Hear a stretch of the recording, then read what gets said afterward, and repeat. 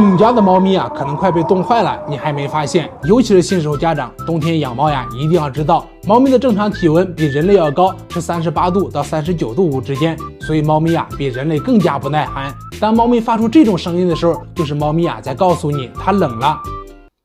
老登，我冷了。猫咪啊不会说话，看到以下这5种表现的，就证明你家猫咪啊真的很冷了。表现1，以前啊总喜欢躲在角落里，最近突然爱上了晒太阳。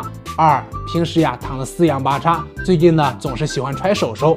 3，猫咪啊最近总是爱去散发热的地方睡觉，像开着的电视机后面、电脑上面，这表示呀猫咪真的很冷了。4，猫咪总爱喝你水杯里的温水，或者呀喝你的洗脚水。5，猫咪突然变得很黏你，就喜欢躲在你的怀里和你一起钻被窝。你家的猫咪有这些表现吗？